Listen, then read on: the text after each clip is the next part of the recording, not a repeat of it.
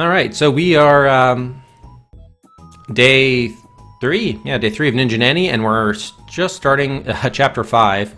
Problem is, the first 2 streams I've been pretty exhausted, and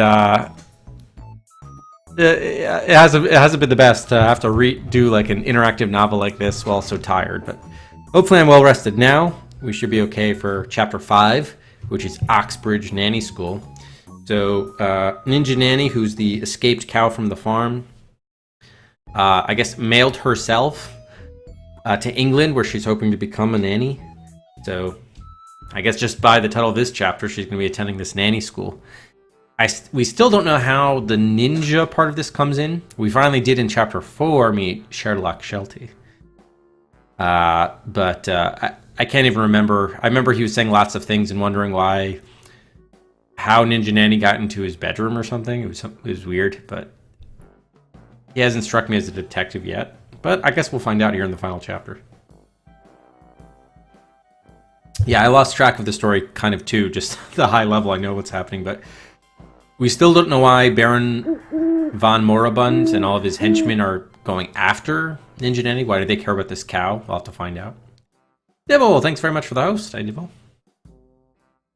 He never got into it to begin with. Yeah, I don't play View. It's been a rough go of it, somewhat of a rough go. Yeah, and then there's also all of these like completely irrelevant tangents just so they could make use of their stock images and video clips and stuff. He was being gassed at. Well, if someone broke into your room and you found a weird cow camped out in your room, I think you'd be pissed too. He seemed okay to me. All right, so let's resume here with Chapter 5, Oxbridge Nanny School.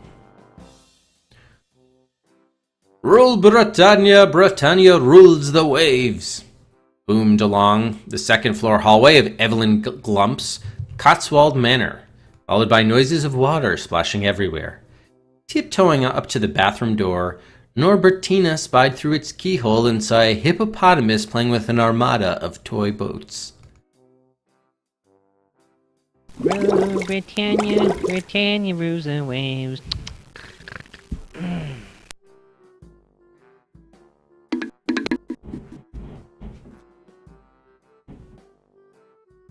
Hi. I like how they gave the hippopotamus chest hair. What's the deal with that? Do you suppose this hippopotamus can dance? I suppose he could, although I doubt he could in a bathtub. Doing the Charleston? Thank you for your confidence. You're welcome. Really, that was it? We're not actually going to see him dance? It was just a question, and we boosted the hippo's self-esteem? Do you suppose this hippopotamus can dance? What if we say absolutely not? I can't dance. How do you think I got my name? They don't call me Charleston for nothing. I'll show you. Oh, there we go.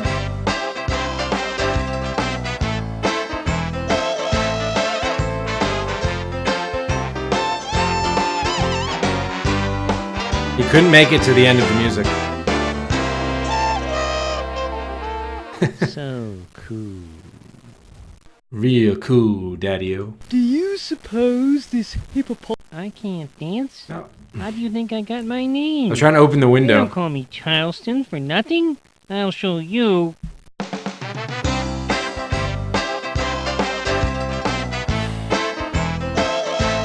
Hey, Twitch Bucks. Do you suppose this hippopotamus... Yeah, certainly. Thank you for your confidence. All right, we're returning. Thank you, Hippo. Oh. Yeah, I don't know. We looked in a keyhole that was overlooking. I don't know. Oh, by the way, we should see how long this is so that we can scroll up. I think this one has 3 scenes, if I recall from the... I don't know. It either has 2 or 3. I guess we'll find out. His rubbery gray body was wedged into a claw-footed tub, and every time he steered a battleship toward his belly, another wave slashed onto checkered-floored tiles. The tenor solo abruptly ended as his fuzzy gray ears wiggled in suspicion. Hey, who's there? The hippo modestly folded arms over his naked chest. Answer me, are you a stranger? I can hear you breathing. She was nervous, but managed to knock respectfully with a hoof. It's me, Charleston, here to pick up your uniform. Wading through an inch of hot water, the half-steen trotted inside and flashed an anxious smile. Why was there water on the floor? Entering, and the name of the cow is not Charleston. Is that the name of the I don't know what's this. Yeah, it is written poorly. It's hard to understand what's going on. It's written very poorly. Charleston grunted, then looked up. Okay, so that is the name of the hippo. Flecks of white shaving cream dotted his snout. A few stubborn whiskers poked out, thick as pipe cleaners. He pointed to the wooden coat rack where his enormous pair of royal blue felt trousers dangled by their purple suspenders. Bit of a mishap yesterday, Charleston muttered about his job as a bartender at the Wordsworth Arms pub and grog house. I was picking up a wheel of Stilton cheese to go along with the locals' ale, and my rear seams burst. Dashed embarrassing. Sew 'em up immediately, Norbertina. I haven't any spares, and I'm on for tonight's shift. Leave 'em with Malcolm when you're done, and don't come poking around my tub again. Playing with his ships. With a shy nod, the calf hoisted his trousers over one shoulder and retreated into the hallway. It was time for another stale evening of mending while listening to Sherrloch Sheltie brag on and on about his latest case. Nose down, she glumly approached number 7, wondering if there weren't some better way to spend tonight. Suddenly a ball of fur blurred across the worn carpet, tickled her udders, and backed up to wave its scrimpy arms. In a rush, Hercule Puddle jabbered. It's supposed to be like Hercule Poirot. So we have Sherlock Holmes and now Hercule Poirot. What are we going to get next, Father Brown, in this game? He was a very proper gray French poodle and looked especially dandy in his plum velvet smoking jacket. Hall lights shone brightly in his well-manicured nails. Even his white fangs sparkled as if freshly brushed. Here it is. The dog handed over a rumpled tuxedo.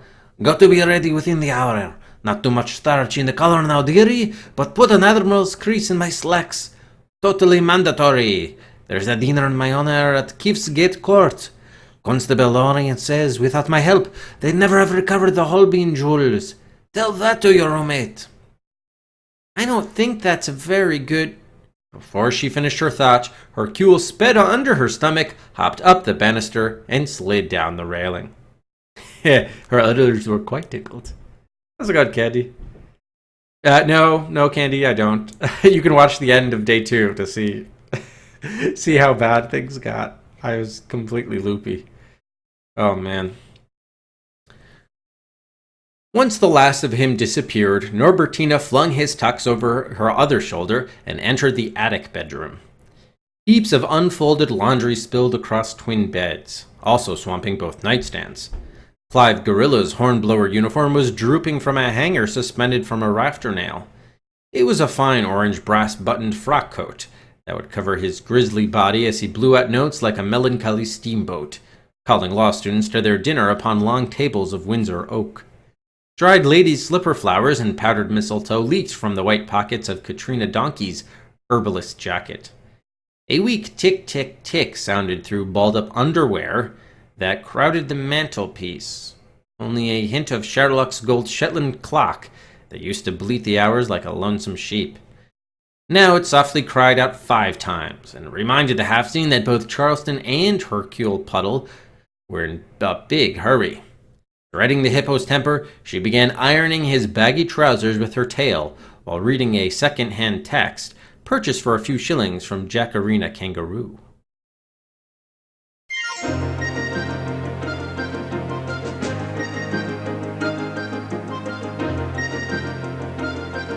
This is the attic bedroom?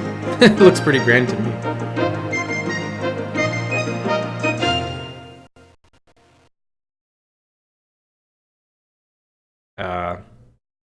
This may take some time. You're asking a lot of a pretty tired cow. I've got, Are you sure you want to put poor Norbertina through this? Yep, I have no mercy. After what she's put me through, I think we're entitled to return the favor. What is she reading there? Ye old word of something?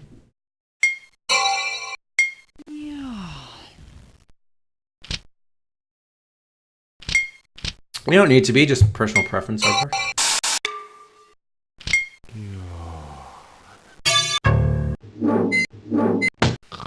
She fell asleep.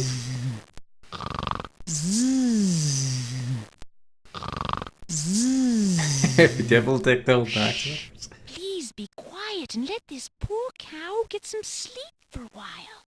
It's the least you can do. Sorry.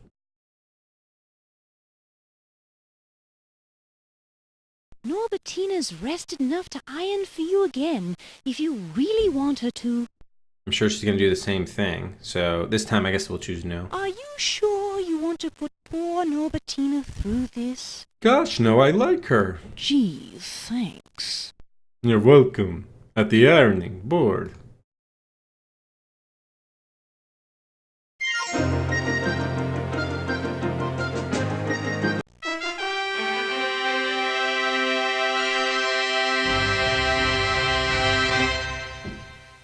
Mary, Queen of Scots.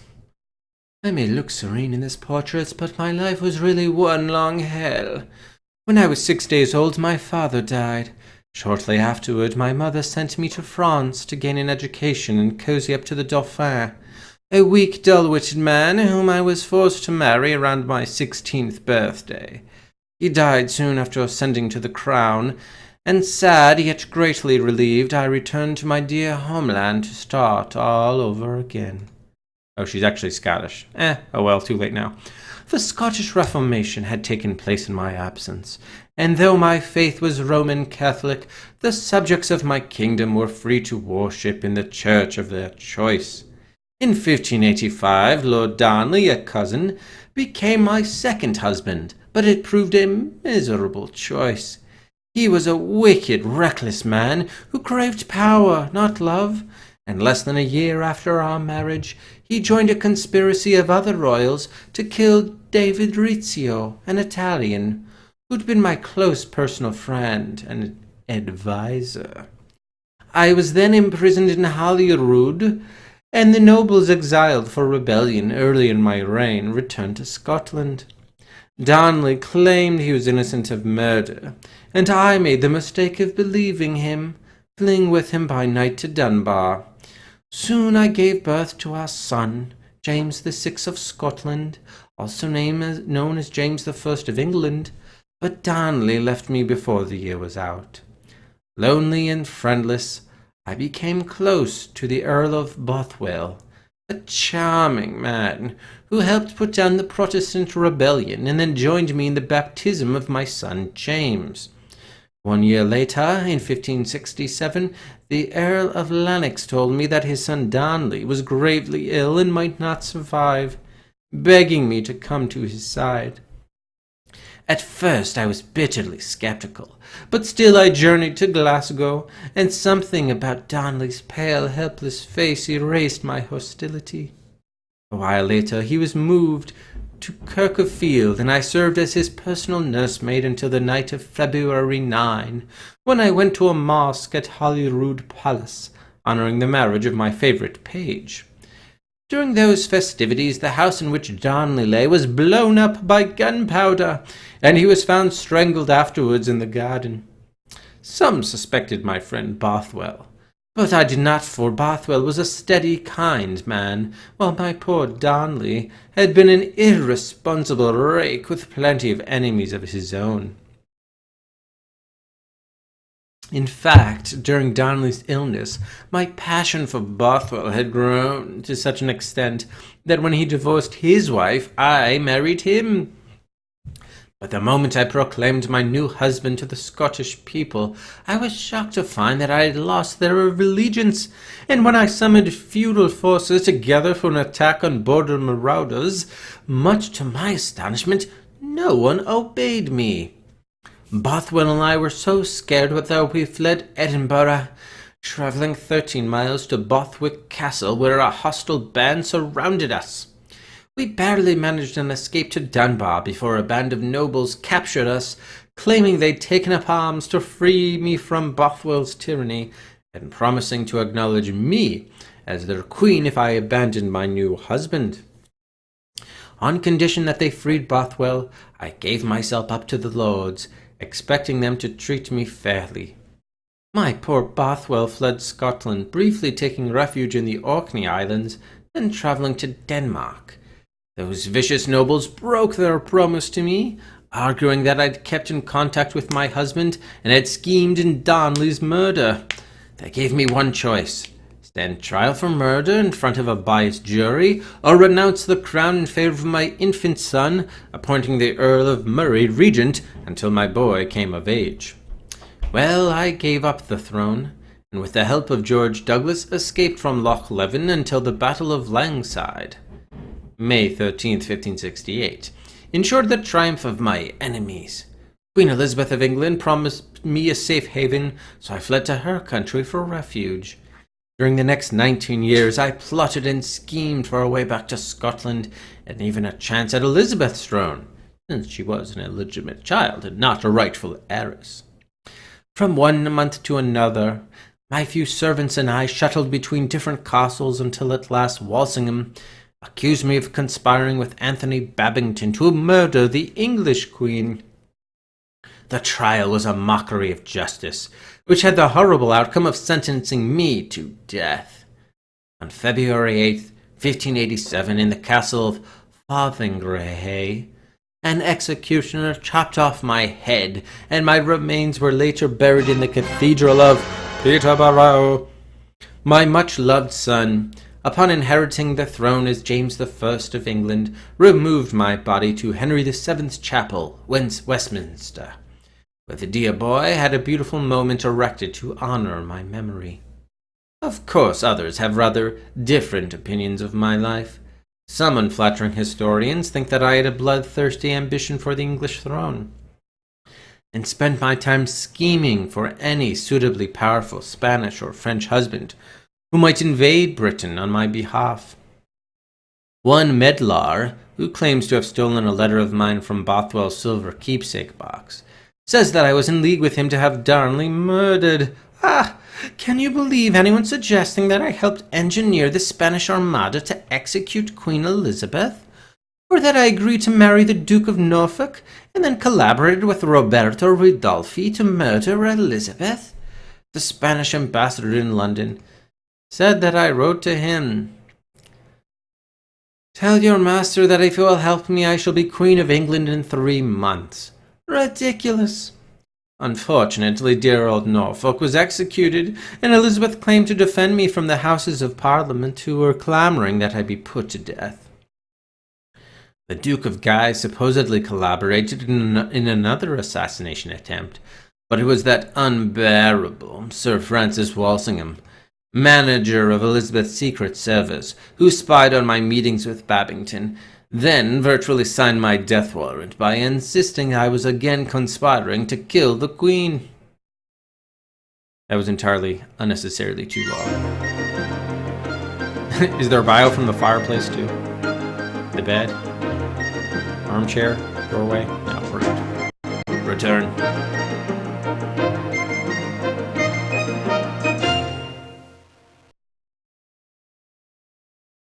Alright. So purchase for a few shillings from Jackarina Kangaroo, who'd already graduated from nanny school and found a great job with a member of the House of Lords. Oh, here we should see what we're up against.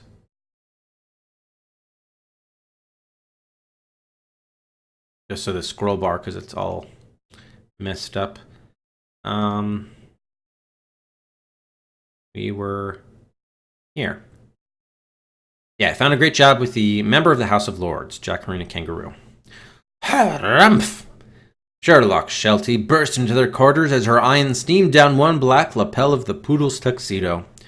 Her roommate's eyes skipped wildly between mounds of clothing and rafter hangers. "I'm outraged! It's totally abhorrent!" Yes. Buenos dias, Rex. How are you? ¿Cómo estás? I am the fireplace assistant. I've heated this room.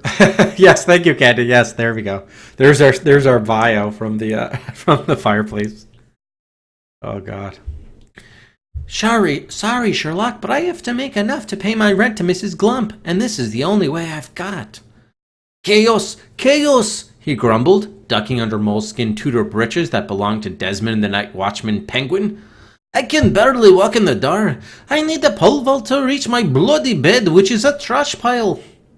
His vile temper raised the hairs between her horns, and she looked up from a chapter on pacifiers to shout, Is that so? Well, I'm tired of bagpipes. You keep me all up all night playing that rock music. Not rock, Bach! You musical illiterate! The Toccata fugue, as in Phantom of the Opera, something to stimulate my thinking spirits. Say, what the devil are you working on? Before Norbertina could answer, he yelped, Why, it's that disgusting Puddles outfit! Bad enough you're a slob, but you work for him. Hercule Puddle's a total sham. He's only famous among the police for being incompetent. Or as they say, that Poodle Puddle turns the case to a muddle. I didn't hire his services, he hired mine. Norbertina felt nearly angry enough to hurt the Sheltie's feelings by telling him about that banquet in Hercule's honor. But just then the roommate disarmed her by slumping despondently into a pile of freshly ironed wool. My life's a mess and my luck's cursed, he sulked. Rats! I'm willing to bet my clan's tartan that something's out of kilter. This morning at Poor Richard's there was no sign of the iris indigo. Master Sergeant Rayburn only found this queer leaden bird, all bumpy and covered with layers of black paint. Worthless. All I could do was turn that ludicrous albatross over to this ugly man. A mere errand boy for the true criminal, and I looked like a fool to Scotland Yard. They still think the Baron is a figment of my imagination, when he's living under their very noses. Sure, and that henchman who was briefly detained never squawked any truth. Now, Hercule will hear about it and ridicule me at dinner in front of all the other animals. I'll have to hide it in this laundry pit and starve. Oh, come on, you're exaggerating. Exaggerating? Nonsense! A Scotsman never exaggerates. I can't stand the humiliation. I've got to find a way to get even. My reputation is at stake. What would my family think of me? Living in a room where clothes hang everywhere like musty cobwebs. Why, they'd say I wasn't worthy any of their sacrifices. Uncle Buffles paid my tuition at the University of Edinburgh.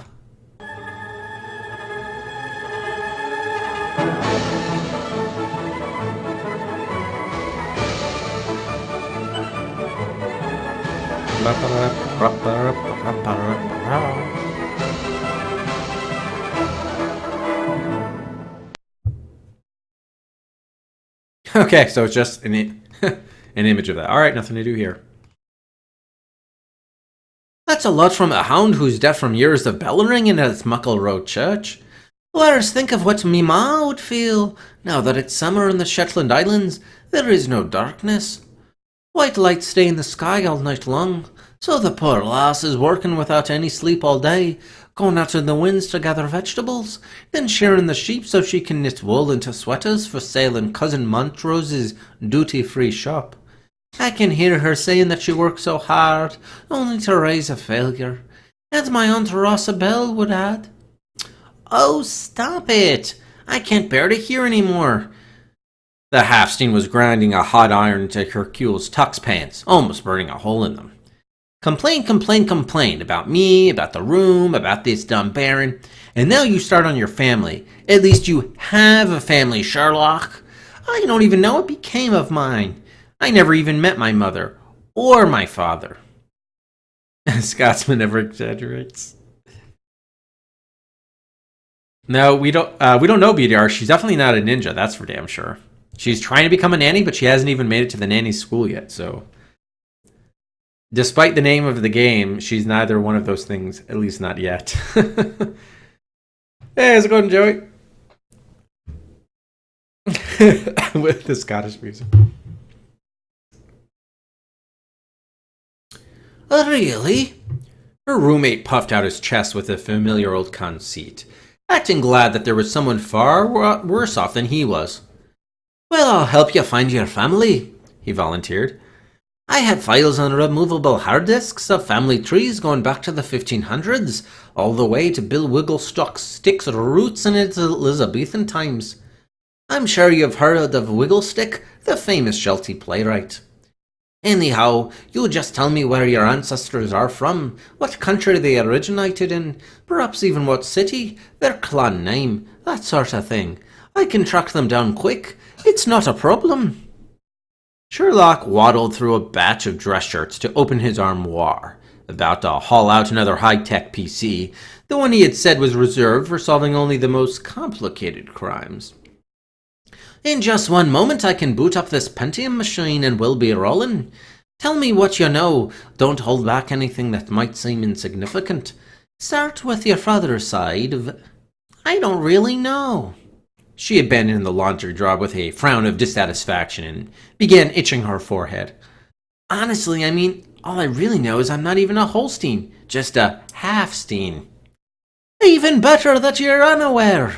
The hound crackled with energy, rubbing his paws together. "That'll make it more of a challenge then, and I love challenges." Yeah, it's Hercule Puddle instead of Hercule Poirot, but yeah, definitely based on him. Norbertina rolled her eyes in dismay. "If you can't find an iris indigo with 100 clues, how can you uncover my family tree without any hints?" Once more, her hoof cracked open Jackarina's old text, and she continued to read about diaper rash remedies. "It's not wise to spurn a first-rate mind. Besides, we do have a clue. Your Halfstein birthmark. I can search my files for all references to such a thing. Now, how long did your family reside in America?" "Never mind, the past won't do me any good." Norbertina dismissed her fumbling roommate and stared out the dormer window, beyond their pitched roofline. All down the hill, apple orchards were breaking into white blossoms edged with pink, and clusters of saggy old willows lured whistling birds to fresh nests. Spring's bright colors and chattering sounds were everywhere, yet the Halfstein felt sorely disappointed. "If you want to help, find a nanny school that won't reject me. Pandora Hagglebottom's Marylebone Academy is very stuck up. You have to be recommended by at least 3 royals to get accepted. Chipping Campton's International College only takes humans. I wouldn't mind walking on 2 legs, but there's trouble in disguising my body and face. I even tried Leonora Baines's Knightsbridge Nanny School. It's so popular that their waiting list is 5 years long." Oh my. I would bet that most nanny careers don't even last 5 years. So who would spend 5 years in school to spend less than 5 years as a nanny? "Why not the obvious?" The hound pointed toward nearby shoulder-to-shoulder houses that lined the town's main street. "That's Oxbridge. Jackarina went there for her degree, right next to Faversham's pie shop, where the lorry drivers stop for grub. It's got a tall chimney, one of those half-stone, half-timber places with a thatch roof. Quite old-fashioned, no electricity. Just like my clan in the Shetlands, they light their rooms with a collie. Don't worry, lass. I know a sweet-natured female there, an administrator, Miss Agnes Thigmorton."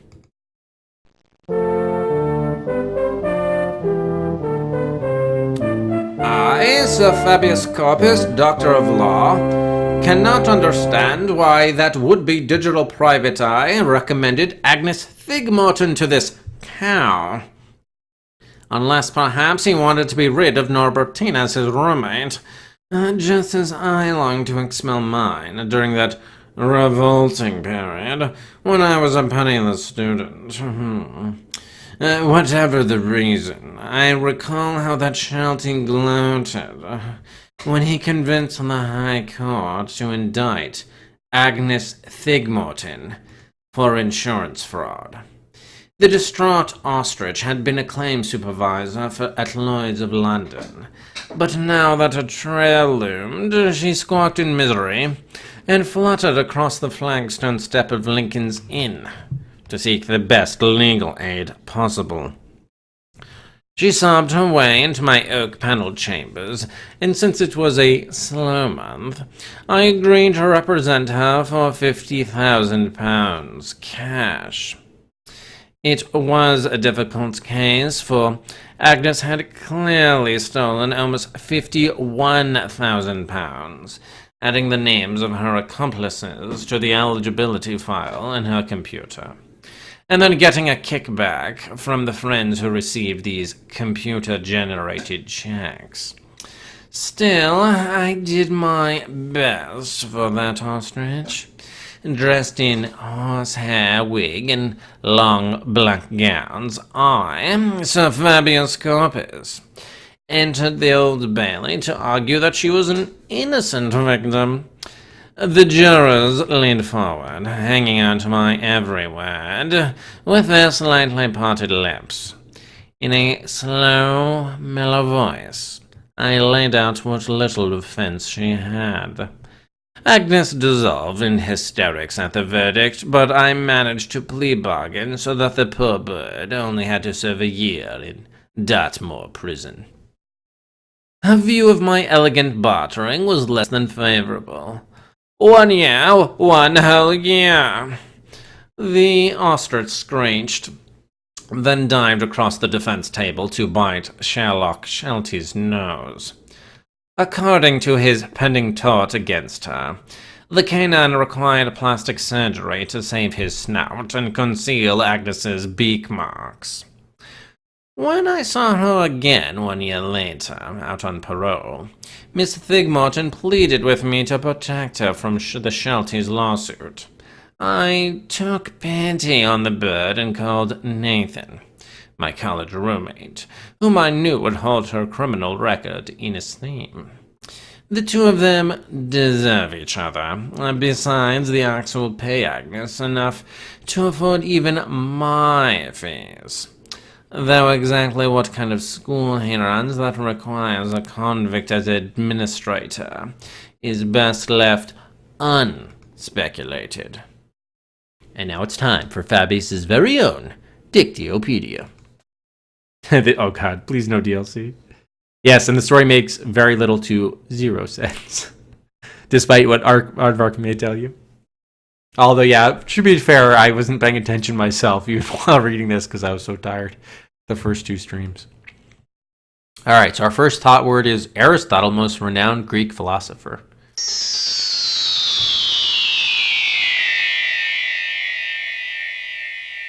Aristotle invented logic. That is, propositions are either true or false. This became the basis for digital computers. Switching circuits are either on or off, and hence can represent either the number 1 or 0 and do arithmetic. Early in this century, the philosophers Alfred North Whitehead and Bertrand Russell derived all of then known mathematics using Aristotelian logic in Principia Mathematica. Then they rested, knowing they had finished mathematics. Wow. Yeah, not happening, Solo. Not happening. maybe someone's written a synopsis out there that we could refer to. Yeah, exactly, Candy. Exactly. Thank goodness indeed. However, in 1930, Kurt Gödel shocked the world by using the same axioms, self-evident truths, to prove that mathematics can never be complete. Well, there we go. Towards the end of his life, Bertrand Russell said his recurring nightmare was of a graduate student combing through a library and coming upon Principia Mathematica and weighing it in his hand, trying to decide whether or not to discard it as a worthless book. But Russell need not have worried. The 2 volumes of Principia Mathematica, while mathematically useless, have become a rare collector's item worth $100,000. David Hilbert also derived mathematics from axioms, and in the process showed how very different branches were actually the same theorems, simply couched in a different language. In contrast to Russell and Whitehead's arrogant assertion that they had completed mathematics and shown it to be a mere branch of philosophical logic, Hilbert had a much more humble definition of completeness. No theory can ever be considered complete until you can explain it to the first man you pass in the street. Very nice. A boring nightmare. Well, if it's personal, it can be nightmarish. All right, we have convicts originally built. Money laundering is a crime. Look what it got this guy. Sure, grime doesn't pay. He's hanging out the prison laundry. Was this really necessary and or educational? And they misspelled Dart. Remember we saw Dartmoor Prison? This time they spelled it M-O-R-E, at least in that clip. And here's the combined dictionary and encyclopedia, the Dictiopedia Ninja Nanny.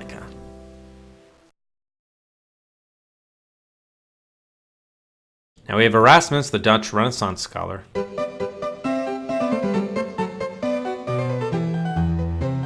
After one brief try at a diplomatic career under the Bishop of Cambrai, Desiderius Erasmus studied at the University of Paris, but was soon disgusted by the stuffy preaching of their theology department and became very restless. Like a hungry dog, he hunted around for a kind patron while making some lasting friendships. Above all, he longed to study what fascinated him in relative comfort, and at last was supported by Lord Mountjoy, who invited the scholar to England. Despite his dislike of English weather and food, he had a fine time with the great minds of his age, especially enjoying Thomas More's company. At Oxford, Erasmus researched and taught classes on famous Latin poets and historians, but his wanderer's heart demanded travel. Soon he was shuttling between France and Holland, translating Latin letters of St. Jerome, as well as the New Testament from Greek. He cranked out a great deal of philosophical opinion on literary and biblical subjects, while on the road to Venice and Rome, then wrote his most famous work, In Praise of Folly, a witty satire that contrasted pompous behavior of so-called virtuous people with sly truths about human nature such as, "And what is all this life but a kind of comedy, wherein men walk up and down in one another's disguises, making him that came but just now off in the robes of a king, put on the rags of a beggar." Besides his New Testament translation, Erasmus wrote a very personal Latin version of the Bible, and spent his last years creating volumes of sacred letters. At times sharply criticized by the Catholic Church, at the end of his life he nearly received a cardinal's post from Pope Paul III, but died in Basel, Switzerland, too soon to accept the possible honor. R.I.P. Erasmus.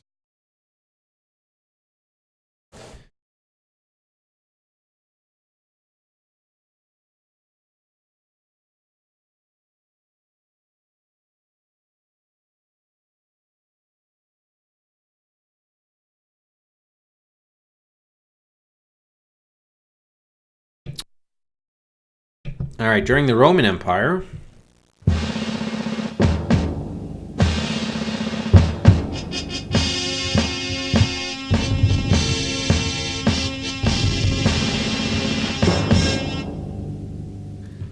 a map of the Roman Empire. Gallia, Hispania, Dacia, Germania, only partly, Britannia, Mesopotamia,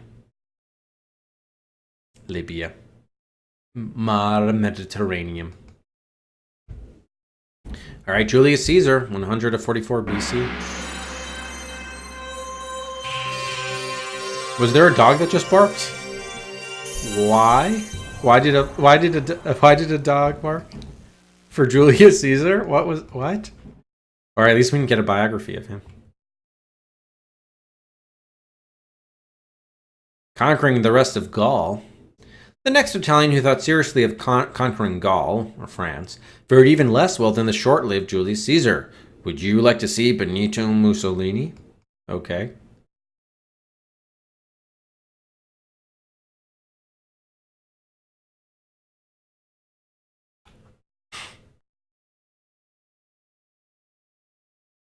Lincoln's Inn, one of 4 inns of court.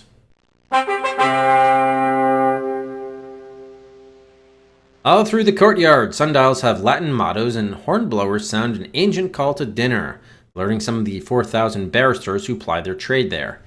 Barristers are lawyers who put on a formal wig and black robes, trying a case before a court, while solicitors are lawyers who advise clients, draft documents, negotiate, or prepare a case for trial. Each of the 4 inns has a very grand oak-paneled dining hall, decorated with coats of arms and portraits of renowned legal personages from long ago. No one can practice in court without eating 24 dinners in these hollowed old rooms first? Really? Supposedly, would-be trial attorneys learn proper behavior, customs, and traditions from their elders, such as never shaking hands with a fellow barrister, and remembering which direction wine or port decanters are passed around the official table. Oh, God.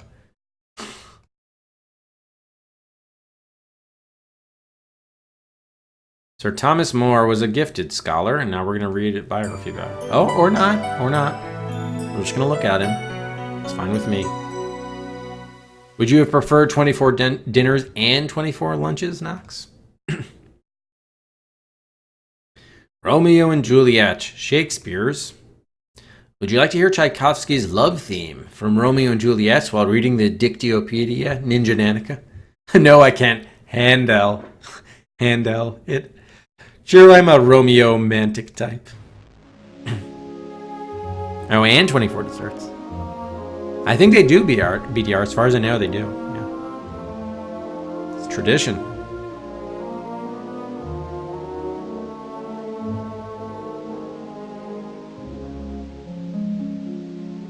Oh, there are no more hot words in Sir Fabius Corpus's own Dictyopedia.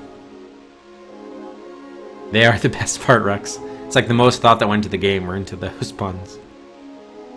And the dialogue boxes. Oh, you have a... Oh, that's neat, Rex. So you have some British relatives, huh?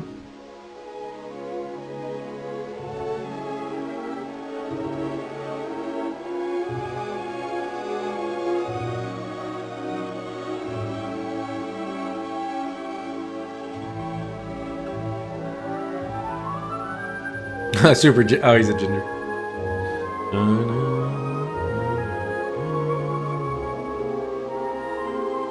Oh, that's amazing, Rex. He goes with the beard, too.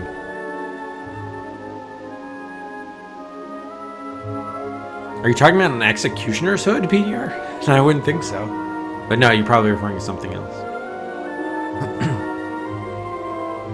Alright, does this play if we return? Okay, yeah, it still plays. Cool. Alright, so let's go to the next scene. I think there are three scenes in Chapter 5.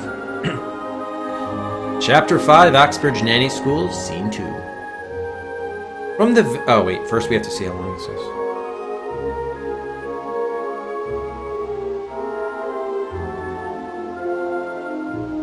Oh, this one doesn't look as long. That's good. Oh, just a black cloth? Might have to get a picture of that.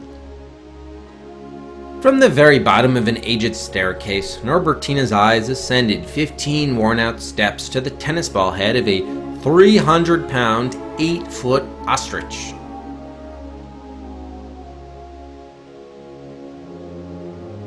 Wow, that's some ostrich. This 300-pound, 8-foot ostrich even is wearing a blue bonnet and a skirt, and apparently is walking with a cane.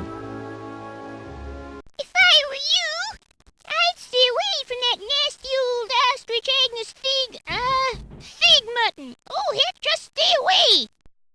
Well, you young whippersnapper, go ahead and find out for yourself. For me, I'm getting out of here before you click on her anyway. You do that. You do that. Oh, do you want to go in the green door or the purple door? Decisions. Let's start with the ground floor first. Cow? Cow? Cow! Did someone mention a cow? You did.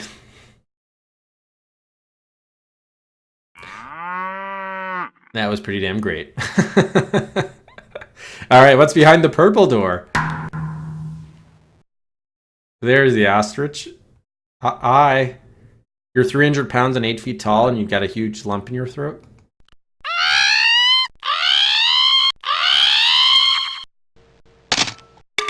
Do you think poor Norbertina should go to school here? Yes, I do. You must be the 4 p.m. appointment!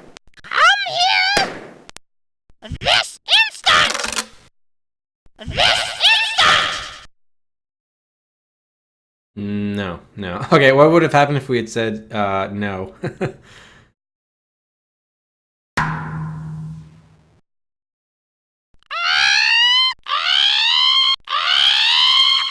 It's like an alarm. Do you think poor Norbertina should go to school here? No. Oh dear, your decision has ended this story. Please, won't you reconsider? Okay. Into the spider's web, apparently, not the ostrich mouth. We do have to say You this. must be the 4 p.m. appointment! Come here this instant! Imagine recording this dialogue. That's ridiculous. Oh my god. Alright, return. Oh man. Alright, anchored in front of her desk by tarnished brass screws was a black vinyl plaque with white letters incised in straight lines. Agnes Thigmorton, Administrator. The bird was scowling as her flat beak savagely pecked at the typewriter. Inadmissible, awk ronky. Loose, droopy feathers rustled from her dull brown plumage, and she shrieked at another mistake, knocking over a small white bottle. Correction fluid pooled across the paper blotter until it drizzled on her pleated skirt. Walk, walk, walk! I'm ready to strangle the very next! Ever so quietly, the half-steen tried to sneak out. Duriel, thank you for the cheer. How's it going, Duriel? Happy Saturday. Wait, once more with feeling. The half-steen tried to sneak out, but the front door's rusty hinges squeaked, and she was stopped by the hoarse yodel of an ostrich. Miss Thigmorton flapped her wings in anger. You must be the 4 p.m. appointment. Come here this instant. Norbertina cowered beside a stinky old oil lamp, wishing for a decent place to hide. Kind of reminds me sort of like Donald Duckish, doesn't it? It sort of looks like derived from Donald Duck. Sherrloch Sheltie had played another one of his tricks, and now there was nothing to do but tramp up the stairs and face this hot-tempered administrator. Hurry up, and don't sit on my chintz sofa! The ostrich clucked like a fussy old spinster, rolling a fresh application form into her typewriter. I trust you went to a notable prep school like Neaton or Harold? Neither one sounded even vaguely familiar, but she didn't want to antagonize this bird. Rex. Love you, Dural Kappa. Thank you, Rex, for the 206 bits that overtakes Duriel atop the bit leaderboard for this week. Thank you, Rex. Much appreciated. A classical education, then? Agnes Thigmorton's long lashes winked over her bugged-out eyes. Once more Norbertina thought of that hound's miserable bagpipes. You mean like Bach or Mozart? No! No! Miss Thigmorton tore paper out of the typewriter's carriage with her beak and sat down. Och, you're basically a reject? Well, it so happens that we're only half full this year. Tuition's £11,000 even. Can you afford that? Well, how about installment payments? The ostrich blew up. You have a lot of nerve. No formal training, no money. How dare you expect I'll waste my precious time on a stupid cow with an American accent? At the sound of cow, an ox bounded out of his adjoining office. He was in such a rush that his mortarboard with gold tassel slouched off a blunt forehead. With one hoof, the animal swiftly perched that flat black cap between the half-pretzel twist of his horns. Nathan! Agnes whined. Don't panic. I was about to dismiss this penniless, uneducated.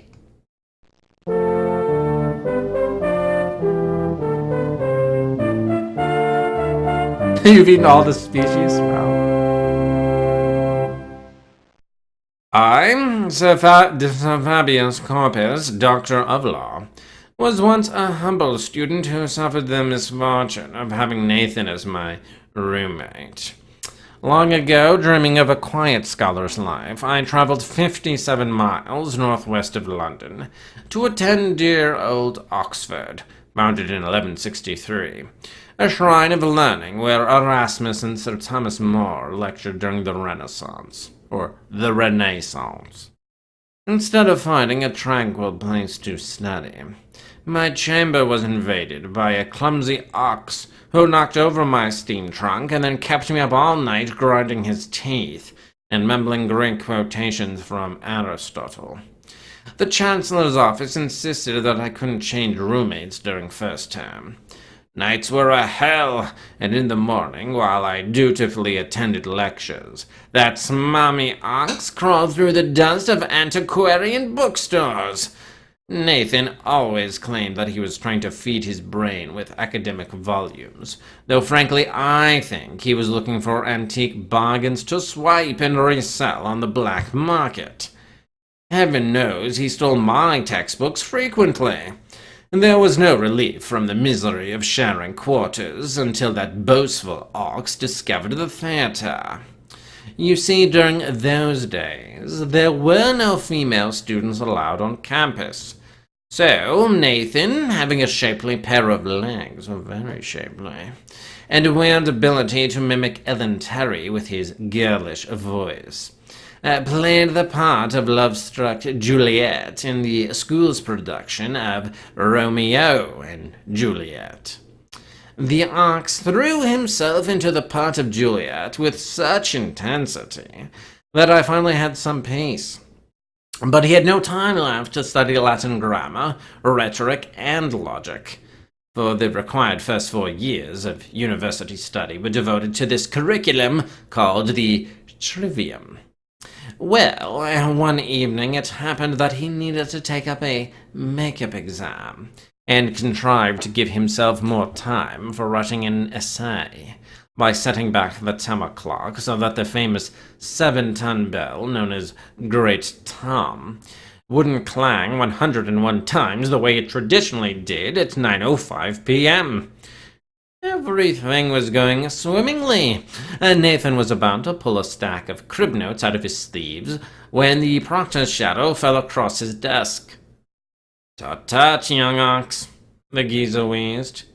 "Mumford, the bell ringer saw you tampering with the clockworks. No need to explain. You're sacked." Imagine my profound relief, for I was finally free of this obnoxious bungler. It was a sweet thing to watch Nathan shuffle off campus in complete disgrace.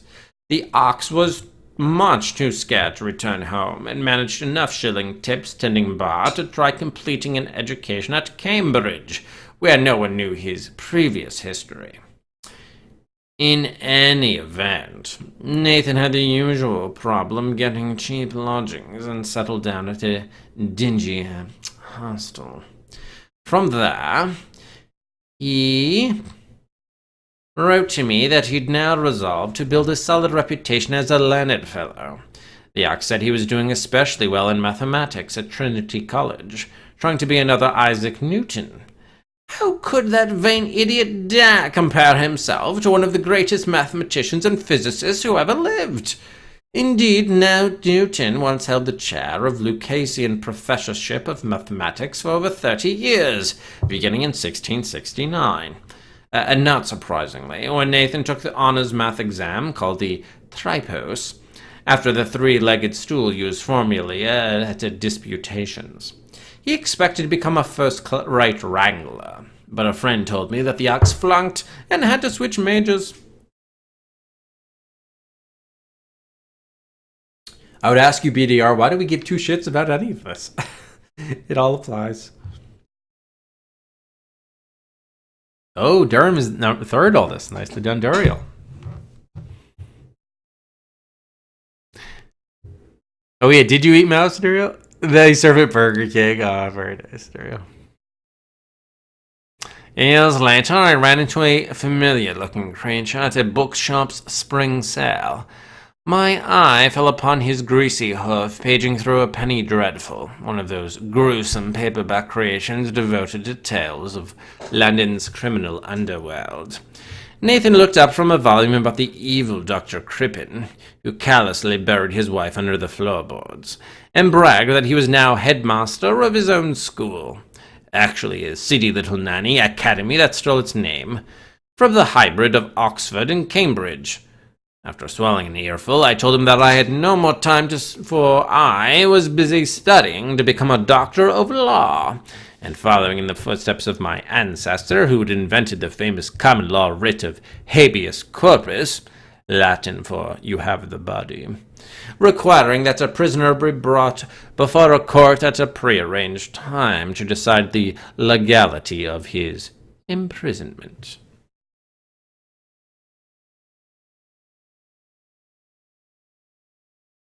You're emotionally invested, Rex?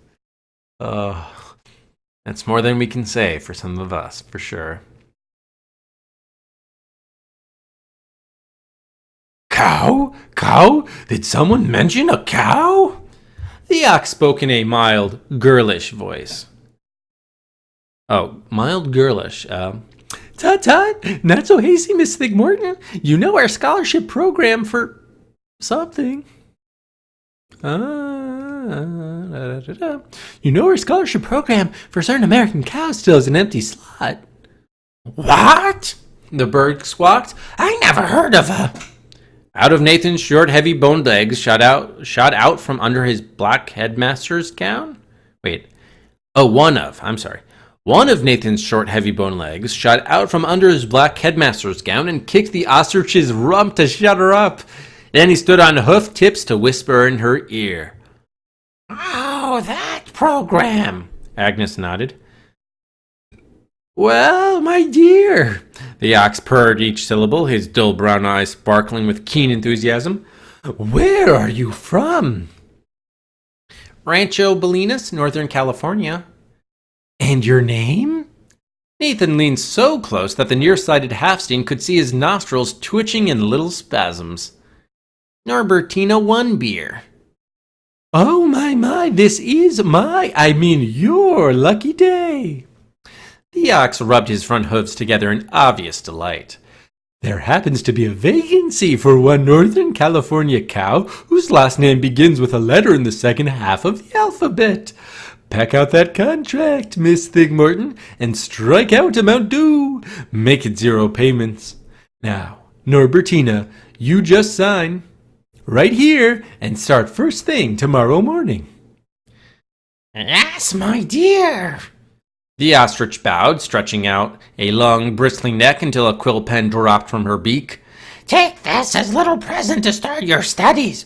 Oh, and there's no reason to be formal. You may call me Agnes. In a daze, the Halfsteen quickly signed her name and pranced down a rickety old staircase, humming a nursery lullaby. Okay, so we've been... Oh, no, there are 4 scenes? Or I think there are only 3. Because I think the next one, it prompts you to order the sequel, which doesn't exist or something. Hey, welcome, Superstand. You love it already? Oh, God. Yeah, no comment, I guess. Let's read the Dictiopedia for Chapter 5 before, so we can... If this is the end of the story, that way we can end on that kind of note, instead of then sort of anticlimactically having to go through the Dictiopedia. So let's take a look at the hot words. Columbus was first to set foot. 200 years after Chris stepped off the Santa Maria, some pilgrims followed on the Mayflower. Here's a 1950s recreation of their voyage. Okay for Pilgrim's Progress. A recreation, really.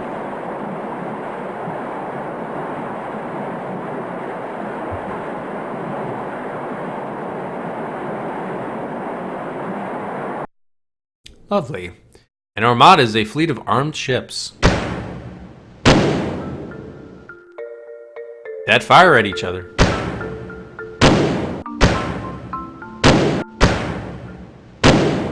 All right. And with that, we'll pause it. Slots are open in case anyone wants to buy anything. Would you like to learn more about the Spanish Armada? See one ship, you've seen them all, or sure, change history. Philip's oar-propelled galleys were a poor match for Elizabeth's fast-sailing navy. Serving the British Queen, Sir Francis Drake had ordered his men to mount their guns broadside, to bluntly attack the galleys whose guns couldn't be attached in this manner. Philip's tactics depended on boarding and entering his enemy's ships, so he outfitted his galleys with heavy cannons, misspelled, that fired 50-pound round shots capable of halting large vessels. The English sailors had developed a battle plan based on speed and maneuverability, relying on long-range broadside fire and light-shotted guns called culverins. Their plan was to attack their slow-sailing enemies from windward while keeping outside the short range of 50-pounder cannons. Oh, we got a dust decision vote from Silo.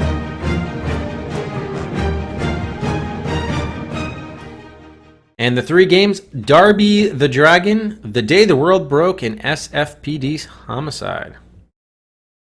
Okay, thanks very much, Silo. So next stream at which Silo is present, we'll do a decision vote for those 3 games. And again, if Mr. Viking shows up later in this stream, we have another death decision to vote, all at the ready to do.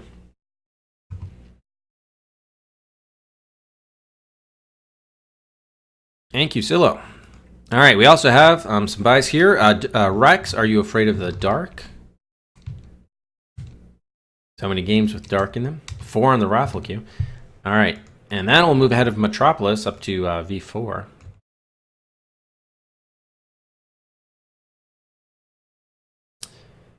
And then we have from Juriel 3 gun buys for King's Quest 3 to Air is Human. That gets it up to 7. All right, last call for guns. Oh, Rex, you haven't been present for a DAS decision vote then, to hear that music.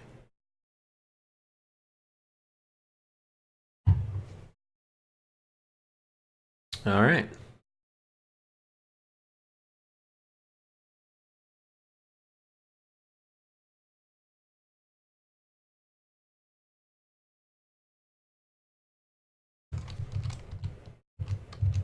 All right, so we're resuming here with these galleons.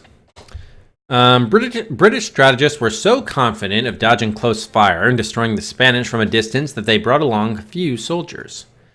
Once the Armada met up with the Duke of Parma's fleet off Plymouth's coast, Sir Francis Drake ordered his men to attack at open range while sailing westward to profit from the wind. Beyond the Isle of Wight, the British succeeded in avoiding any damage by firing from a distance, but Medina Sidonia's soldiers were protected by their defensive formation. Led by Lord Admiral Charles Howard of Effingham, the English discovered that their shots effectively hit the Spaniards, yet didn't break through the hulls and cause any real damage. Both sides now played a waiting game off the Straits of Dover, but Philip was in real trouble, for he had no backup support to offer his ships. Lacking any fighting escort, blocked by another English squadron, and fearing Dutch pirates, the Spanish could only go north, away from Parma, or east toward ruin on the Zealand banks. The Lord Admiral now launched fireships and entered into a decisive battle off Gravelines, France. The Spanish quickly used up their 50-pound cannonballs. Then their opponents closed in for the kill, destroying 3 ships and damaging several others. However, the Brits then had a change of fortune, running out of ammunition and losing the favorable wind, which, as it shifted from northwest to southwest, allowed the Armada to steer into deeper waters. Effingham's men tagged after their enemies another 4 days, then turned back toward England. Though many Spaniards died of diseases and several never reached home again, the English also suffered, losing 3,000 to vicious food poisoning on top of the 100 already slain in battle. England was the victor, surrendering no ships and blocking the Spaniards from landing on home soil, yet both sides suffered and came away with new lessons learned about naval warfare. Oh, Mr. Viking is here. Okay, he just wants more viewers for the vote. Yeah, fair enough. Yeah, Mr. Viking got the vote, so he can determine when it occurs. Okay, thanks. Appreciate it, Rex. Appreciate it. We'll see you next time. Best of luck with the little one. It's so weird that, like, there's so many typos and misspellings in this game, yet, like, you would think the same person who would write an article about, you know, the Spanish Armada would, like, know how to spell cannon. Like, it's just so odd. Very odd. All right, next hot word, we have the Charleston's Roaring Twenties version of breakdancing. Really? Here's a taste of the jazz age. Let's do the 23 skidoo.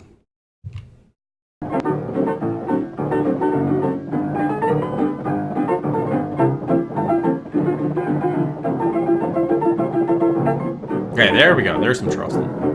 I was like, yeah, Daredevil on a plane doesn't seem like... Flagpole sitting? These are just random scenes from the 20s? Is this all this is?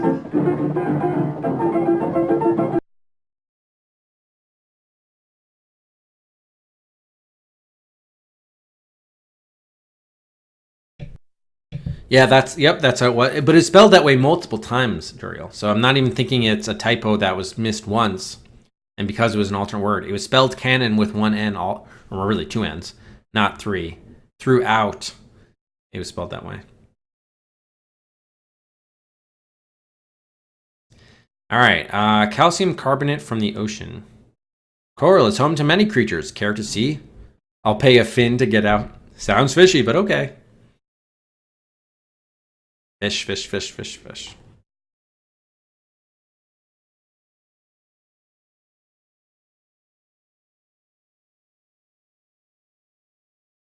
Helmets and weapons. Here's how we look to the Coral, courtesy of the U.S. Navy in the 1940s. I'll be scooping in out of here, or 20,000 leagues is okay with me.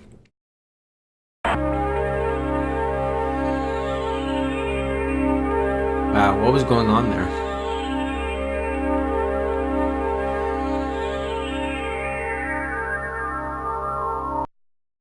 It was pretty impressive that they were able to get those apparatuses in like the first half of the 20th century and do that kind of scuba diving. All right, yeah, we got the, well, we've seen the Dictopedia before. Scotland's capital city, Edinburgh.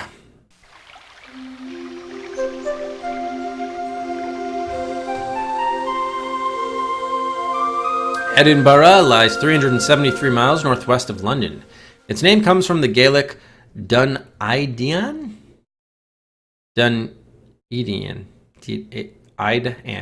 meaning hill fort of Iden, though the city also earned the title Auld Reekie for its once smoke-tinged air.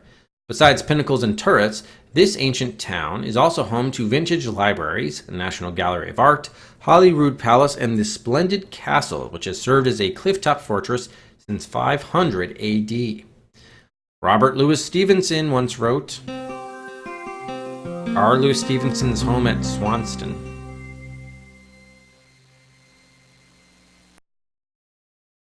Okay. He once wrote, Edinburgh pays cruelly for her high seat in one of the vilest climates under heaven. As a native Scotsman, Stevenson had dismal acquaintance with the brooding chilly weather that perpetually bothered his lungs. Still, Robert Louis Balfour Stevenson, 1850 to 94, attended schools in Edinburgh as well as its university, where he was expected to prepare himself for the family profession of lighthouse engineering. He squirmed away from that fate, forcing himself to study law, but his heart lay in literature and the intense vividness of his own imagination. During one of his many travels to treat recurring respiratory problems, he met and fell in love with Fanny Vandergrift Osborne, a charming American lady already separated from her husband. Much to the objection of his parents, Robert Louis followed Fanny to California, where he wrote about his adventurous travels and barely made enough of a living to marry Fanny in 1880. They honeymooned near an abandoned silver mine described in the Silverado Squatters, 1883, before his father offered much-needed financial aid and the couple returned to Scotland. However, due to Stevenson's tuberculosis, it was soon necessary to travel to Switzerland, where Robert Louis began creating a fictional world by playing a game with his stepson, Lloyd Osborne. Housebound during a wet season, the author drew a watercolor map of a fantasy island, dotted with place names inspired by famous pirates and clues to buried treasure. He soon invented a story to fit the map. Treasure Island narrated the adventures of teenager Jim Hawkins, a boy about Lloyd's age, and a scary search for gold among a cutthroat band of old sea dogs. In his fine renderings of physical detail and character, Stevenson drew upon his intimate knowledge of his home city's streets and eccentrics. His keen mastery of 18th century Scotland and the fierce independence of its clans were also captured in his classic Kidnapped, 1886, about the kidnapping of David Balfour, his journey through the Highlands wilderness, and his adventures with a member of the Stuarts. Perhaps Stevenson's most famous novel was published in the same year. The Strange Case of Dr. Jekyll and Mr. Hyde is a suspenseful thriller about a prominent London doctor of fine reputation who mysteriously transforms into the vicious Edward Hyde via scientific experiments that eventually lead to complete disaster.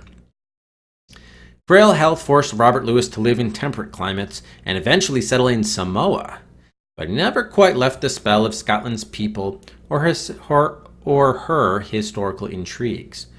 When he suddenly died of a cerebral hemorrhage on December 3rd, 1894, Stevenson was at work on what many consider his masterpiece, Weir of Hermiston, set in the Lowlands and Edinburgh, about Lord Braxfield's sorrowful relationship with his sensitive young son, a story that may mirror Robert Louis's difficulties with his own father.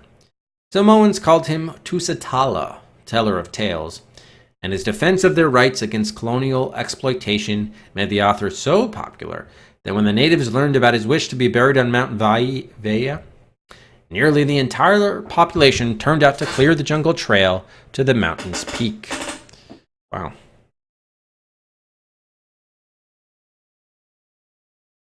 Oh, in Edinburgh, Daryl? Really? Oh, right here? Neat.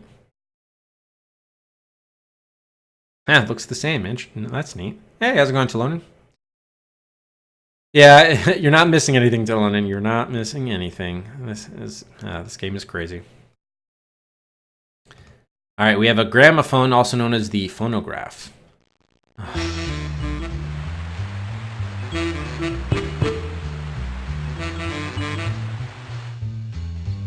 Man, Edison had been working on a telegraph repeater and had heard a musical note come forth when the needle struck an indentation in the paper tape.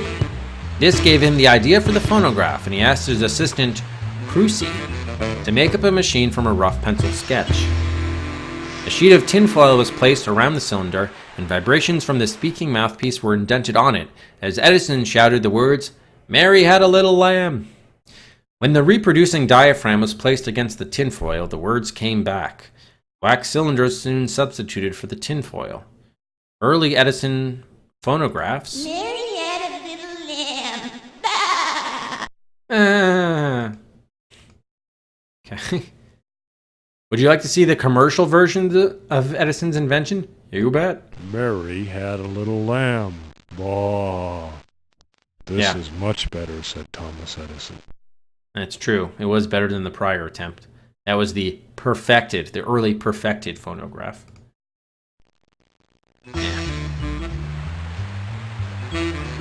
Yeah, the cow intrigue and suspense. So good. So early Edison phonographs used the system of recording known as Hill and Dale, so called because the engraving tool rose and fell.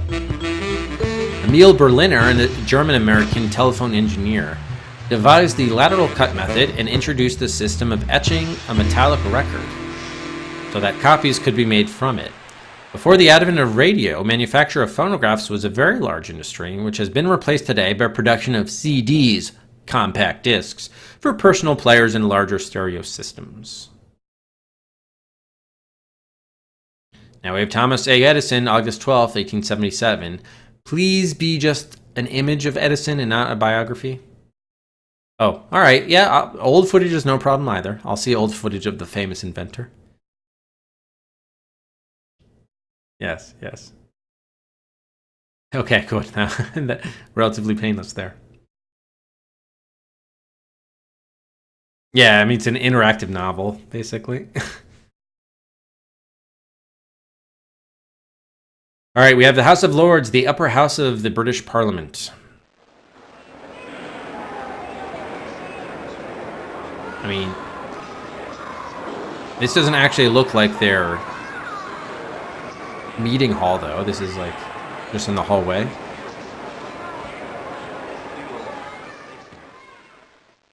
Okay. No, not search. Hot words. Next. Leather made from certain animal skins. Other animals end up as handbags or shoes as well. Here's one that escape. That lizard's a wizard. Really, you're doing leather to just show a 2-second clip of a lizard? So random. Whatever they could do to fit in whatever footage they had access to. Jeez. Oat is an edible grass that is one of the most important cereal crops.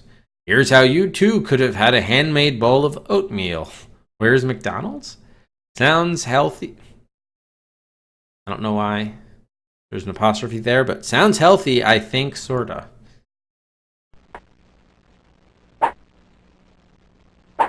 Cutting the oats. Farming. Exactly, Dylan. Exactly. Max approves of the non-cow based leather.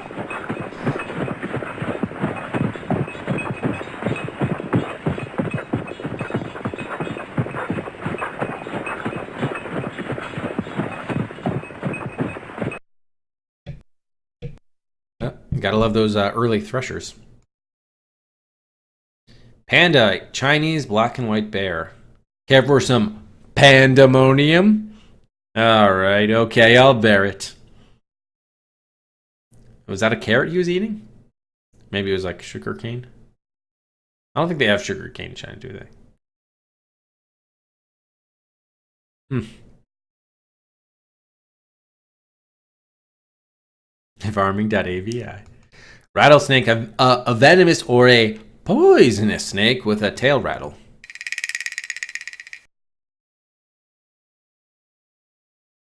I like how the bird is like going right at it. Graham, watch out! A poisonous snake! Sheep, hollow-horned animals closely related to goats. This stubborn critter will eat tin cans or lottery tickets, but as the wise face of an old philosopher. Care to see? No, that's a bad idea. Or, sure, you got my goat. Oh, you gotta love goats. I like how the camera like literally got all up in its face. Oh, man. Toccata and fugue, virtuoso harpsichord or organ composition. The most famous toccata and fugue is that of Bach, used by Walt Disney in the movie version of 20,000 Leagues Under the Sea and in Phantom of the Opera. Care to hear a modern version of this classic? Alright, the remix. Oh, it's the third largest. Wow, okay, so that could very well have been a sugar cane. Thank you, Silo.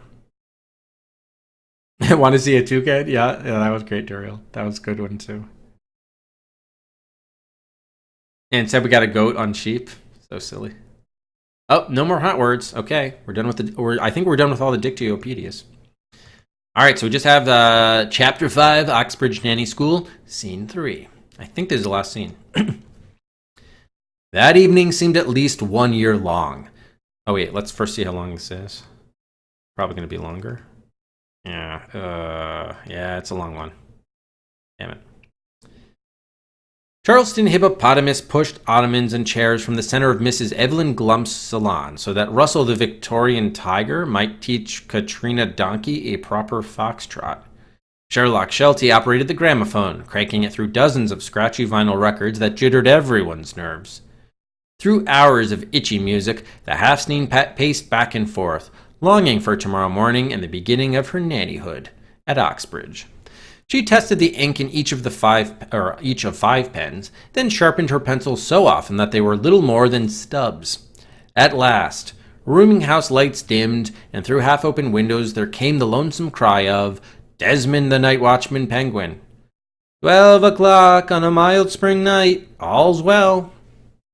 Every animal shuffled upstairs to bed, except for a platypus and his cousin who were playing badminton under the full moon.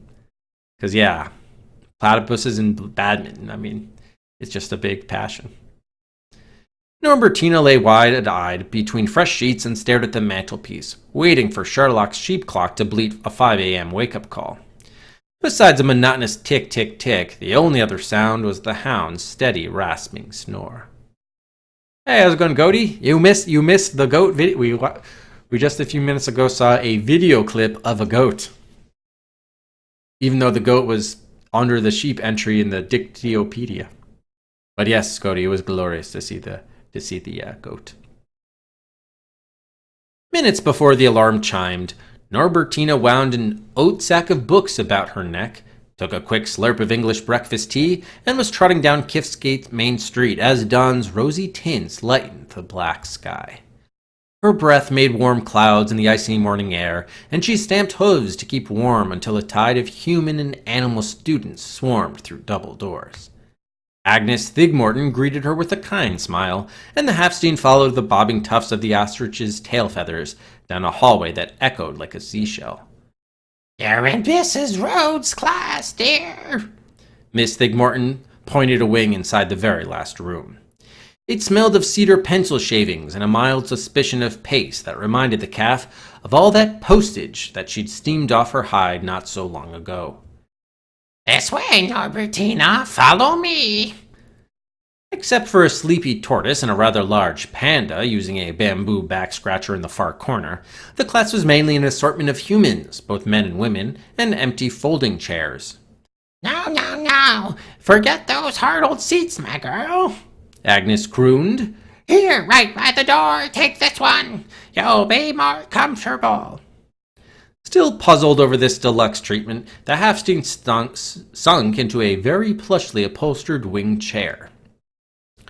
"Please excuse me." Miss Thigmorton bowed so that her lanky neck brushed against the peg and groove floor. "I just have one little phone call to make." At the same moment, Agnes began waddling down the corridor. A freckle-faced teacher entered, wheeling an antique black perambulator whose rusty wheels screeched. "Pardon the noise," Miss Rhodes said. "That old thing needs a repair visit to the ironmonger, but I've simply no time. Now, students, today's lecture is about bathing a child in a bassinet and making sure to dust the baby's skin thoroughly with violet powder."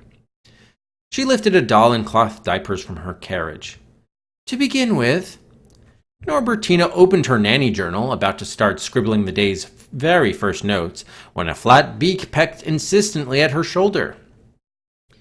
From the wing chair's pillowy comfort, the Halfsteen looked up at Agnes Thigmorton, standing next to that portly headmaster, Nathan. Beside them there was a great bull of a man, wider-chested than the ox, and dwarfing even the ostrich's considerable height. Orange sideburns carpeted his fleshy red cheeks, and yellow teeth chewed impatiently on a blackened cigar stub. Through its stinky haze, Norbertina saw that foam-flecked edges of the man's lips, while his thick fingers were clasping and unclasping the air, less than 10 inches from her throat. "You, come with me." The intruder spoke in a combined snort and rumble. Hidden behind her nanny journal, the calf trembled, slinking backward into the chair and slowly peering over the volume's binding at her small horns reflected in his shiny gold belt buckle. "Relax, my dear, relax," the ox soothed. "This gentleman is very shy. He's working up the courage to ask you to go with him to a wonderful cow pasture. Fine grass, clear lakes, mild climate." "No!" The Halfsteen slowly lowered her book. "I want to be a nanny." "You don't have to graduate from Oxbridge for that."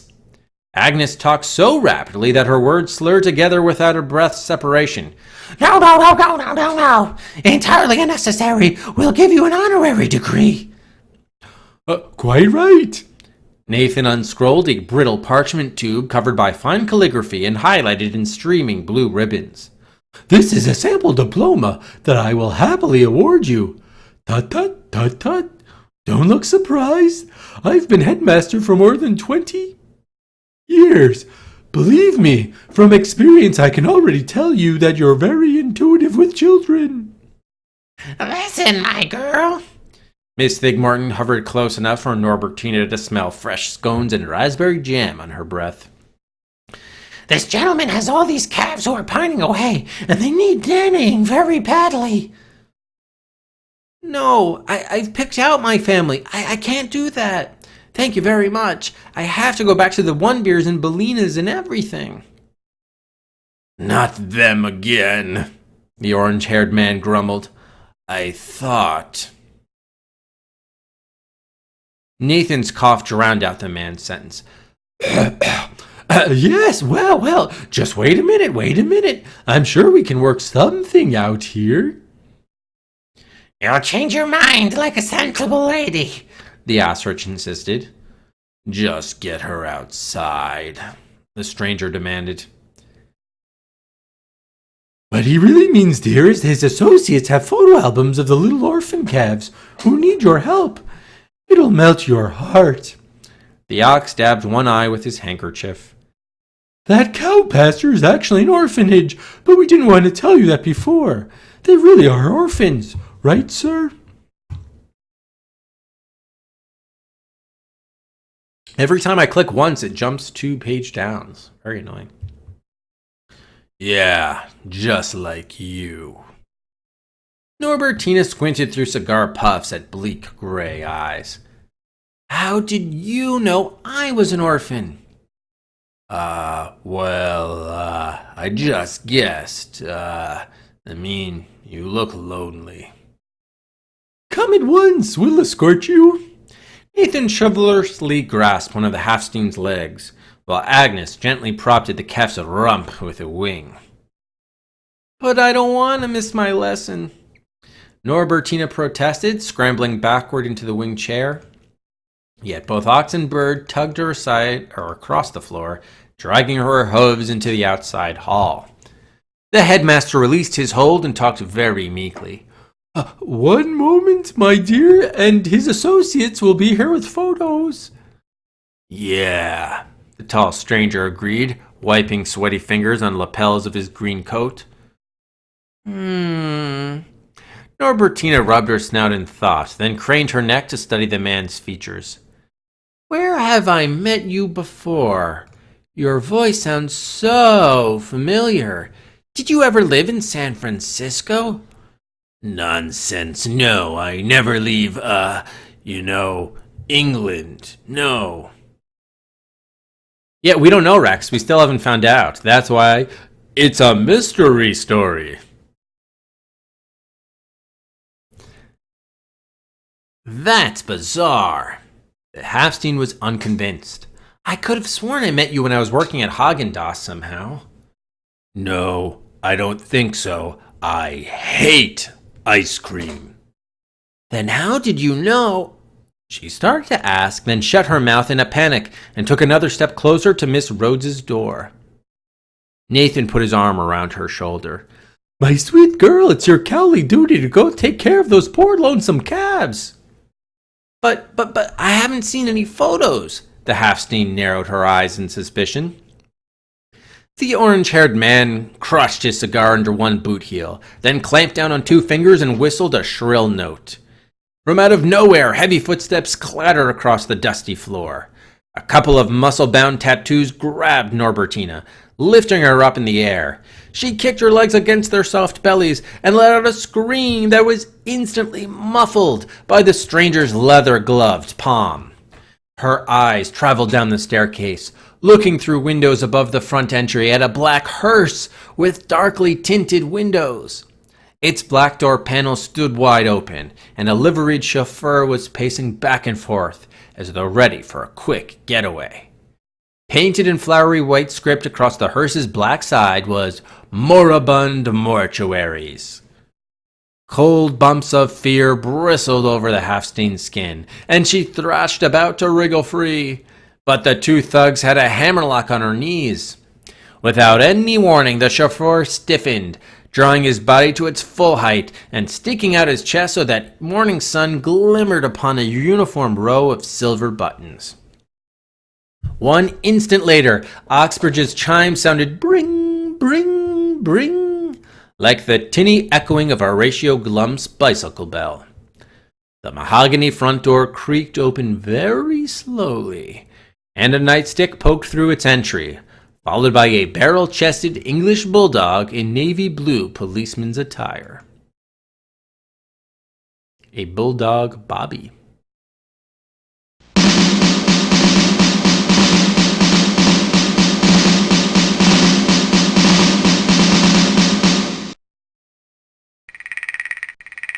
Look at those 2 tattoos in the back there. You want to know me first impression of this overgrown pair of striped pants? Yes, sir, Mr. Bobby. Yes, sir, Mr. Bobby.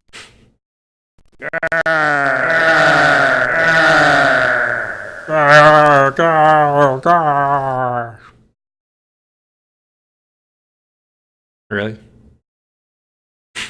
Okay. That was his first impression, was grr, grr, grr.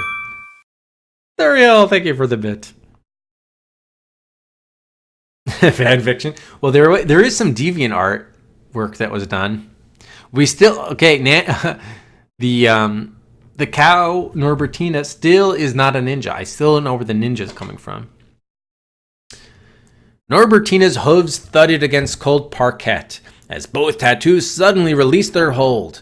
At once, the stubble-cheeked men cowered behind the tall stranger, making him resemble a 6-legged creature. Ah, there you are, Miss Thigmorton. The canine Bobby puffed up to their second-floor landing, his helmet waggling purposely upon a stout forehead. Thought I'd stop by on me rounds and confirm a time for giving next week's lecture on pedestrian safety with strollers. Agnes acted much too startled to open her beak and shriek a reply. Well, sir, are those 2 fellows at your rear all right? The bulldog rumpled loose skin on his forehead till it buckled like a road map left out in the rain. Yeah, just shy. The orange-haired man snarled over a freshly lit cigar. Still leery, the Bobby turned his stiff, muscular neck, slobbering on cuffs at the man's chalk-striped trousers. Yep. The dog sniffed and sniffed while his ears pinched back, flat against sides of a reddish-beige head. In a twitch of his black muzzle, loose jowls parted as theater curtains to reveal pointy white fangs. A low, guttural rumble escaped the policeman's throat, and his eyes were now flashing like coral marbles. Most kind of you to consult me, Roderick. Miss Thigmorton squeaked, and nudged the Bobby's wide shoulders with a 1-2-toed foot. Next Wednesday would be excellent. Right before tea. I'm certain you have important business. We won't detain you any longer. The bulldog gave up examining those chalk-striped trousers. As you wish, Miss Thigmorton. Sure everything's all right here? Of course. The ostrich giggled. The bulldog Bobby turned to the orange-haired giant, querying, Why is it that for a human you smell an awful lot like a bull? It's my cologne. Roderick nodded a suspicious farewell, then strapped on his helmet, muttering, Good day, then. Sting, thanks very much for the host. Yeah, that's true, Duriel. That's true. Really too bad what happened to the bulldogs. Wait, let me show you out, Mr. Roderick.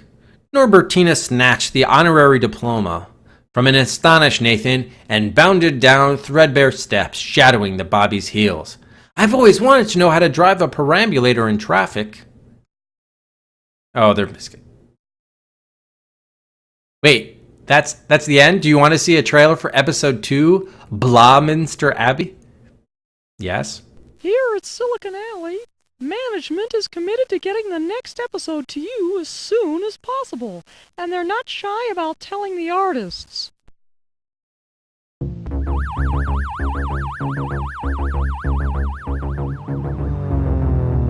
Hello.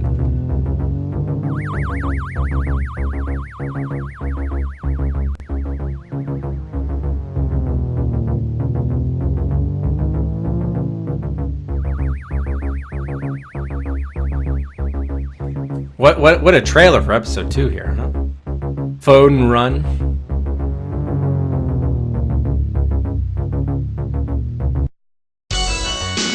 Chapter 1. Barnacle Bull the Sailor? Barnacle Bull the Sailor.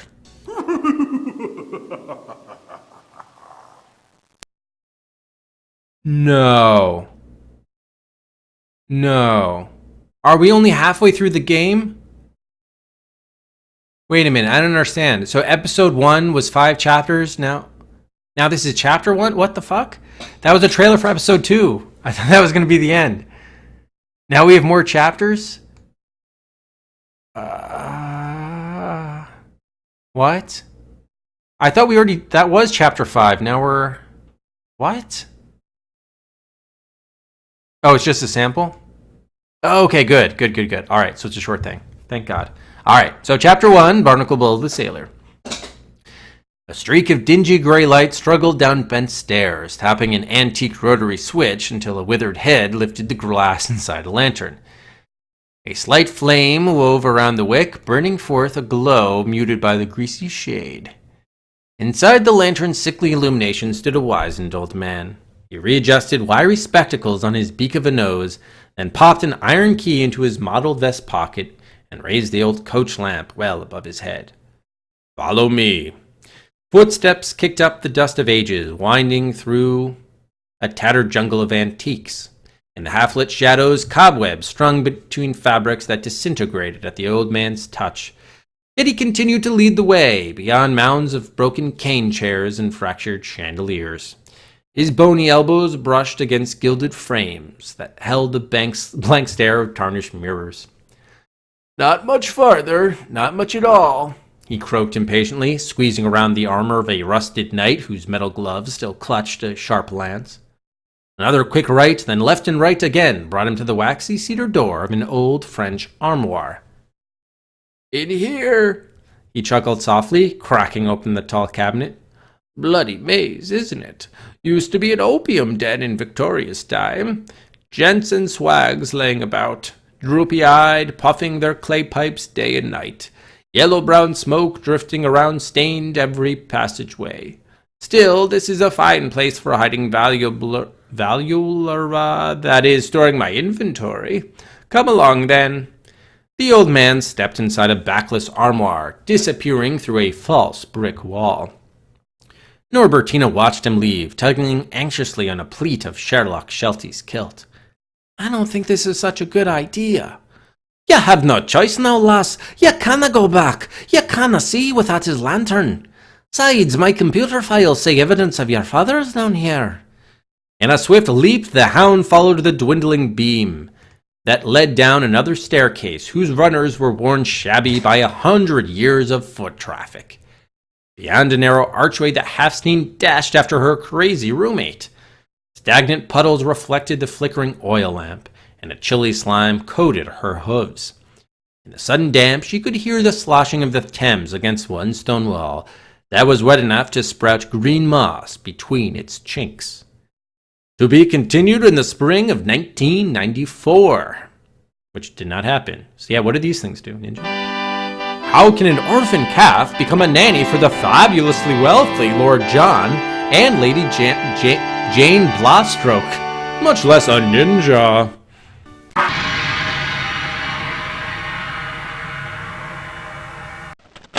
Why does one of the few clues to her ancestry lie buried in a London curio shop?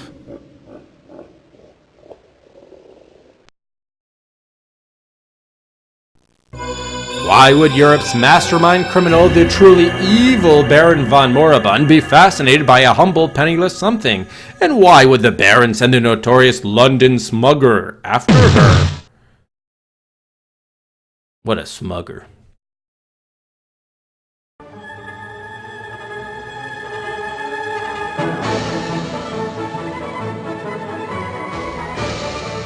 There is an alternate form of this trailer for episode 2 that takes advantage of a fast 486 system with double spin CD-ROM drive. Would you like to see it? Hell yes, we would.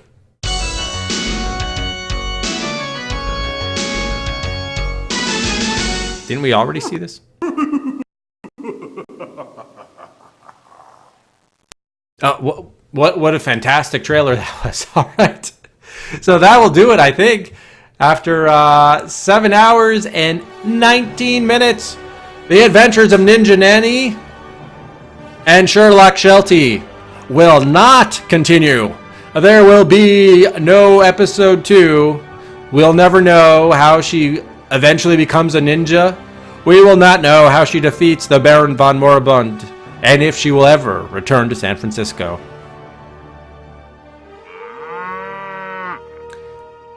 What a terrible, terrible game. I mean, yeah, I know it was an interactive novel, but it was written poorly, made very little sense, and was just an excuse to jam a bunch of clip art and random video clips, stock footage, weaving them together behind a nonsensical plot. So it was just poorly done in every way, shape, and form. Jeez. Can we go back to the start? Yeah, let's exit this chapter. Well, I don't want to run chapter 5. But for those who just want to see a chapter 5 intro. Yeah, what a shame there was no sequel. It was so bad.